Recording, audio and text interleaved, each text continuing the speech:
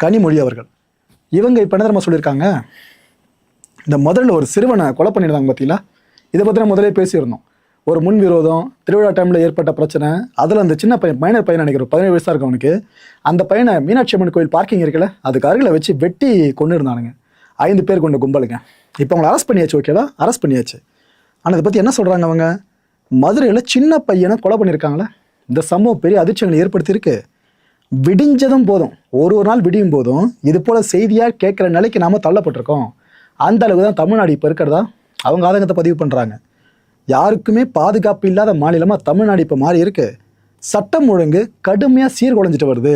இதை புதிய அரசு அறிஞ்சிருக்கா இல்லையா, அவனுக்கு எல்லாம் தெரியுதா இல்லையா அப்படின்னு கேட்டிருக்காங்க.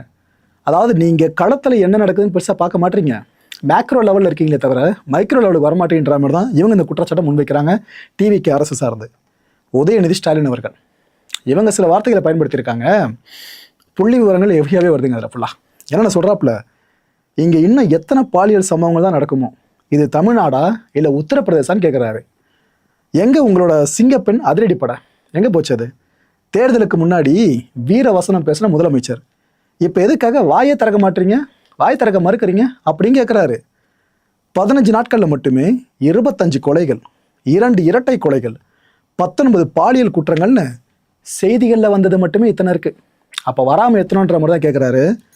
மாற்றம்னு சொன்னவரோட ஆட்சியில் சட்டம் ஒழுங்கு தான் மாறி இருக்கு, வேறு எதுவும் மாறின மாதிரி தெரியலன்ட்டு இவரும் தன் பங்குக்கு எந்த அளவுக்கு விமர்சனத்தை அடுக்க முடியுமோ அடிக்கிருக்காரு.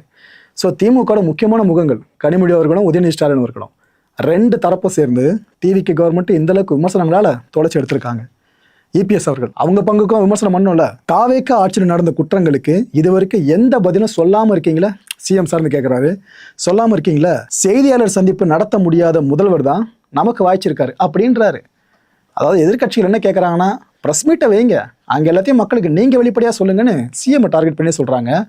ஆக்சுவலாக முதலமைச்சர் ஸ்டாலின் அவர்களும் ஹை ப்ரொஃபைல் கேஸ் சார்ந்து ப்ரெஸ்ஸை சந்திச்சிருக்காரு, இவரும் பலமுறை சந்திச்சிருக்காரு. இவங்க அதை எதிர்பார்ப்பாங்களே, இப்போ இருக்க சிஎம்மும் ப்ரெஸ்ஸை சந்திக்கணும்னு சொல்லிட்டு, அதான் திரும்ப ஒரு இன்சிஸ்ட் பண்ணி கேட்குறாரு.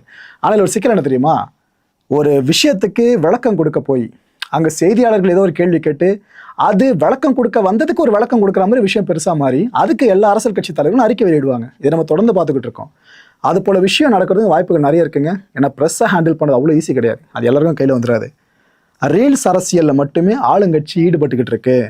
உங்களுக்கு வாக்களிச்சவங்க மேலே கொஞ்சமாச்சும் அக்கறை காட்டுங்க அப்படின்னு கேட்குறாரு இபிஎஸ் அவர்கள். என்ன சொல்ல வராரு புரியுதா?